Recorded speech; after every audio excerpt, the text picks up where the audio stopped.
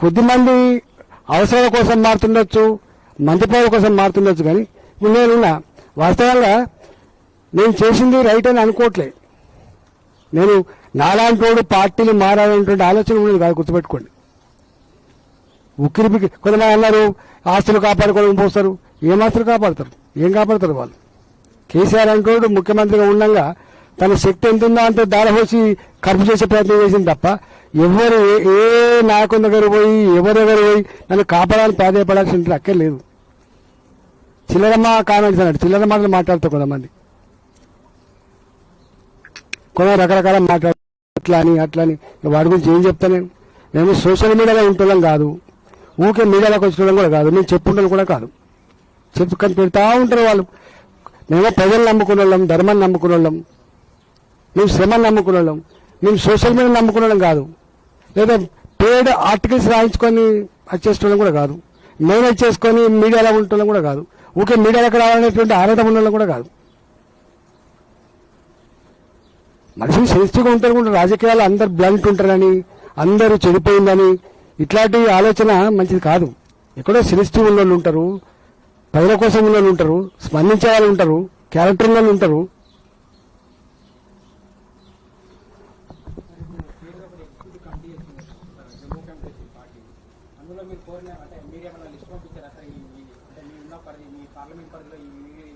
నేనేం పంపలేదు. ఓపెన్ చెప్తున్నా కదా జేస్. ఇప్పుడు మేము ఎంపీలం. ఇప్పుడు నేను ఎంపీని ఇక్కడ, నాకుండే అవగాహన వేరే వాళ్ళకుండే ఆస్కారం లేదు. కానీ I'm the senior most person. నా పార్లమెంట్ పరిధిలో ఎవరు డివిజన్ అధ్యక్షులు ఉండాలి, ఎవరు రాష్ట్ర కమిటీలు ఉండాలి, ఎవరు కార్పొరేట్ ఉండాలి అనేది నాకుండే అవగాహన వేరే వాళ్ళకుండే ఆస్కారం లేదు. తప్పకుండా అంటాం కదా, మేము చేయకపోతే ఎవరు చేస్తారు? మేమే చేయాలి కదా. ఇప్పుడు మనకి 3 మున్సిపాలిటీ ఎన్నికలైనాయి. గట్లంటే నేను హుజరాబాద్లో ఎమ్మెల్యే ఉన్నా, నేను 25 ఏళ్ళ నుంచి ఉన్నా, 25 ఇయర్స్ నుంచి ఉన్నా. కానీ మీ పార్లమెంట్ పరిధి కాగా అన్నారు. నేను పోలేదు అక్కడికి, అవసరం లేలే చేసుకునేది అనుకున్నా. ఎన్నడూ మేము మున్సిపాలిటీ చైర్మన్ ఓడిపోలే అక్కడ, ఎన్నడూ జడ్పీటీసీ ఓడిపోలే మేము అక్కడ, ఎంపీపీలు ఓడిపోలే అక్కడ. వద్దు నీ పరిధి ఇక్కడనే అన్నారు. మంచిదని మా పరిధి ఇక్కడే చేసుకున్నామని చెప్పినాం.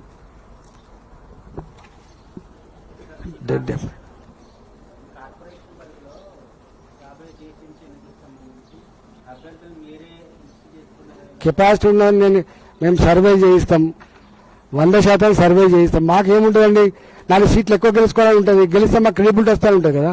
మా చూస్తే మా కంట్లో మేము ఏలుపడుచుకోవాలని ప్రయత్నం చేయం కదా. మా ఫిలాసఫీ ఒక్కటే, నా ఎంబడి రోజు తిరుగుతుండా లేదా, నా ఇంట్లో ఉంటుండా లేదా, నా ఫోటో పెడుతుండా లేదా, నా ఫ్లెక్సీ పెడుతుందా లేదా, ఇవి కాదు క్రైటీరియా. ప్రజల్లో ఉంటుండా లేదా, ప్రజలలో గెలవగలిగేటువంటి శక్తి ఉందా లేదా, గది ఉంటాయి కదా. ఏముంటుంది చెప్పండి? ఎవరైనా కూడా కోరుకుంటారు, ఏ నాయకుడు కూడా కోరుకునేది ఏంటంటే కెపాసిటీ ఉన్న వాళ్ళని పెట్టుకోవాలి, గెలిపించుకోవాలని కోరుకుంటారు తప్ప కెపాసిటీ లేని వాళ్ళని పెట్టుకోవాలి, ఓడగొట్టుకొని పార్టీని డ్యామేజ్ చేసుకోవాలి, ఆ పార్టీ డ్యామేజ్ తన డ్యామేజ్ కావాలని చెప్పి ఎవరు కోరుకోరు. ఆ కాన్సెప్టే తప్పు. మళ్ళీ ఇంకో మాట కూడా చెప్తున్నా, ఎస్ మా దగ్గర ఉన్న వాళ్ళు ఉన్నారు, ఒక లేరనుకో, మాకు గెలిచే అభ్యర్థి దగ్గర తెచ్చుకుంటాం ఒక కాడి నుంచి వెళ్ళి. కెపాసిటీ ఉన్నటువంటి వాళ్ళని తెచ్చుకుంటాం. నిరంతర ప్రక్రియ అది. చాలా మంది అనుకుంటారు ఇట్లట్లా అట్లట్లా. ఇప్పుడు మాకు ఒక క్యాండిడేట్ లేదండి, మాకు 10,000 ఓట్లు అయితే మేము గెలుస్తాం, 5,000 వచ్చేట్టున్నాయి, ఇంకో 5,000 ఓట్లు సంపాదించుకునే మార్గాన్ని వెతుక్కుంటాం కదా మేము. ఎందుకు చేసుకోం చెప్పండి? మాలాంటి వాళ్ళు ఎప్పుడు కూడా గెలవాలని కోరుకుంటాం తప్ప ఈయన నావాడు కాదు కాబట్టి పని చేయొద్దు, ఈయన ఓడిపోవాలని ఇట్లా కోరుకుంటాం కాదు మేము. ఆ పిచ్చి ప్రయత్నాలు చేస్తూ ఉంటారు కొంతమంది, వాళ్ళు కాలగర్భంలో కలిసిపోతారు.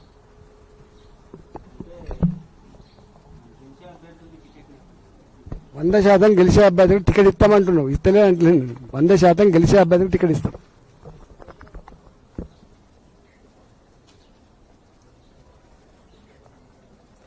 నేను ఒకటి ఆలోచిస్తా, ఇంకో వేరే వాళ్ళు ఆలోచిస్తారు అనుకోను. మా పార్టీకి అదే ఆలోచిస్తుంది, మేము అదే ఆలోచిస్తాం. గెలవాలని కోరుకుంటాం. ఎక్కడైనా అవగాహన లేడు అక్కడిక్కడ కొంచెం ఇబ్బంది పెట్టే ప్రయత్నం చేస్తే కూడా పక్కకు నెట్టి పార్టీని గెలిపించుకునే ప్రయత్నం చేస్తాం.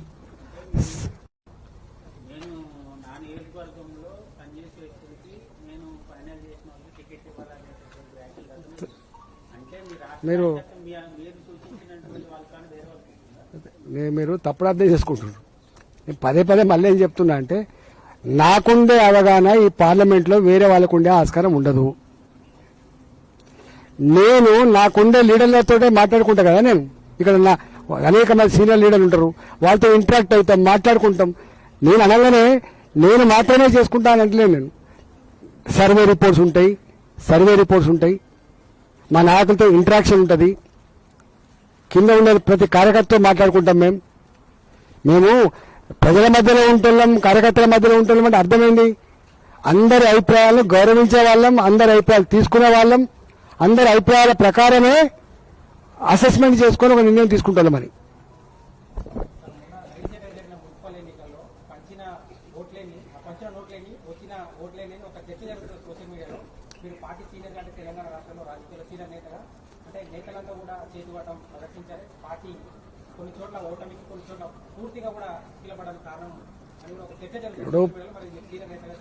పైసలతో గెలుస్తామనేది ఉండొచ్చు అక్కడక్కడ, కానీ పైసలు మాత్రమే గెలిపిస్తానని దానికి నేను వ్యతిరేకం. పైసలు ఉండొచ్చు, ఇంపాక్ట్ ఉంటుంది, కానీ పైసలు మాత్రమే గెలిపిస్తానని తప్పు.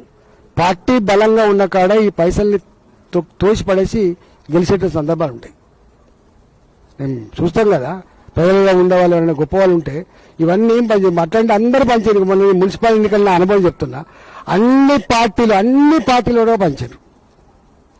భారతీయ జనతా పార్టీ పైసలు ఇవ్వకపోయినప్పటికి కూడా క్యాండిడేట్ గా పంచిన ఉన్నారు.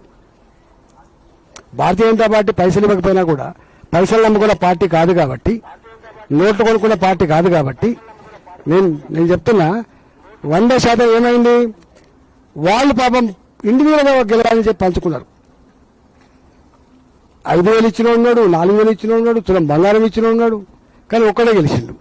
అంటే పైసలు తీసుకొని కూడా అందరు కోట్లెత్తారని అర్థం కావాలి. రెండోది ఏంటంటే అతి ముఖ్యమైనది, ఇంకా గమ్మదైన ఏంటంటే అందరు బదిలితే వీళ్ళకు కొడేద్దాం కూడా సందర్భం ఉండొచ్చు, కానీ ఇవన్నిటి తొక్కిపడేయగలిగే, పక్కకు నెట్టగలిగేటువంటి శక్తి ప్రజాక్షేత్రంలో ఉన్న లీడర్కి మాత్రమే ఉంటుంది. ప్రజాక్షేత్రంలో ఉన్న లీడర్ని ఓడగొట్టడం అంత ఈజీ కాదు. అంటే మేము 2021లో కేసీఆర్ పెట్టిన ఖర్చు ఎంత? 600 కోట్లు. దళిత బంధు ఇచ్చిండు, 47,000 ఓట్లకు గొర్రెల స్కీమ్ ఇచ్చిండు, 6 నెలలు ఎన్నికలు జరిగినాయి. గెలిచిందెవరు? మేమే గెలిచినాం. అధికారం గెలవలే, అహంకారం గెలవలే, డబ్బులు గెలవలే, ధర్మం గెలిచింది. అందుకని అట్లాంటి అనేక ఉదాంతాలు ఉన్నాయి. మనం మున్సిపల్ ఎన్నికలు జరిగినాయి హైదరాబాద్లో లాస్ట్ టైం. అంటే వాళ్ళతో కేసీఆర్ పెట్టిన డబ్బు ఎంత? నేను అప్పుడు టీఆర్ఎస్ పార్టీలో ఉన్నా. నేను టీఆర్ఎస్ పార్టీలో ఉన్నప్పుడు 10,000 రూపాయలు వరదలలో మునిగిపోయిన ఇంటి కుటుంబానికి ఇచ్చిండ్రు, కానీ కేసీఆర్ గెలవలే. 99 ఉన్నటువంటి కేసీఆర్ 48,50కు పడిపోయిండు. బీజేపీ 40 గెలిచింది. అంటే మొన్న కాంగ్రెస్ పార్టీ అందరి ప్రజలు పెట్టి గెలిచింది అనలేం మనం. ఎప్పుడు మున్సిపల్ ఎన్నికలు కాదు, అంతకుముందు కేసీఆర్ ఓడగొట్టాలనుకున్నా నిర్ణయించుకున్నా దుబ్బందా పెట్టింది. అంటే సందర్భాన్ని బట్టి ఉంటుంది.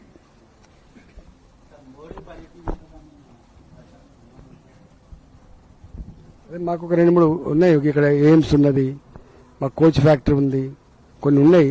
అట్లాంటివన్నీ కూడా చేస్తాం.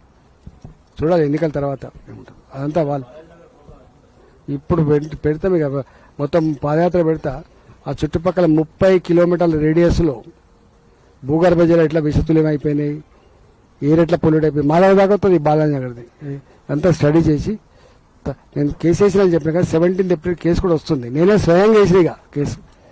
మేము అందరం కలిసి ఇక్కడ చలో బాలాజీ నగర్ పిలిపిస్తాం.